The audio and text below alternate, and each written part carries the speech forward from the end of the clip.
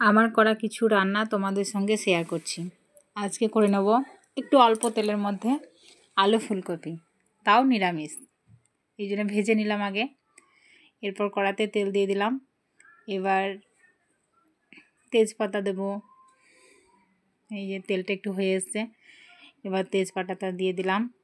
এবার এই যে কাঁচা লঙ্কা আর আদা মিক্সিতে পেস্ট করে নিয়েছি, এটা দিয়ে দিলাম।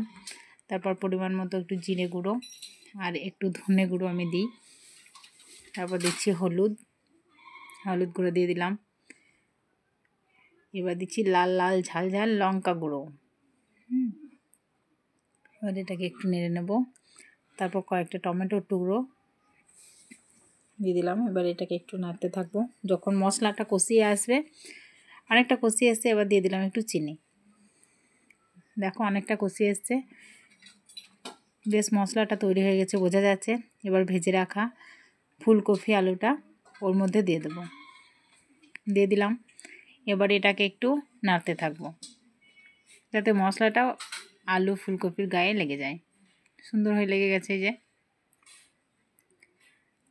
এবার এর মধ্যে দিয়ে দেবো একটু জল। এই যে দিয়ে দিলাম পরিমাণ মতো জল। ফুটতে থাকছে, যে এটা এখন রেডি হয়ে গেছে। আর কি করব বলো তো, এই যে উচ্ছে, এগুলো ভাজা করব। আজকে নিরামিষ, তো একটু পাঁপড় ভাজা হবে। মুগ ডালের সঙ্গে পাঁপড় ভাজাটা ভালো লাগে, তো মুগ ডাল হয়েছে তার সঙ্গে।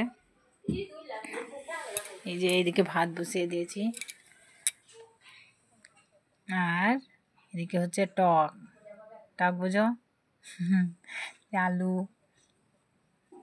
কচুর, আর এটা হচ্ছে আমড়া, এগুলো দিয়ে তৈরি হচ্ছে টক।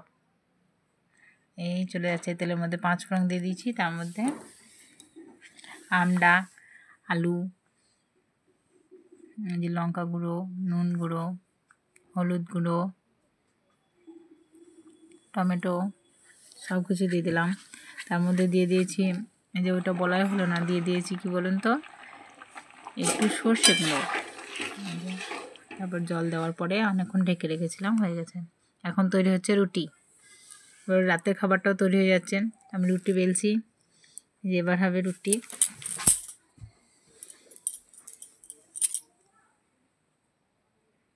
এই যে কড়াই বসিয়ে দিলাম। আমি একসঙ্গে 2-3টে করে দিয়ে থাকি, পারি এরকমভাবে, তো একটু টাইমটা সেভ হয়। এই যে রুটিগুলো ফুলে গেছে, খুব সুন্দর ফুলে গেছে। টাটা।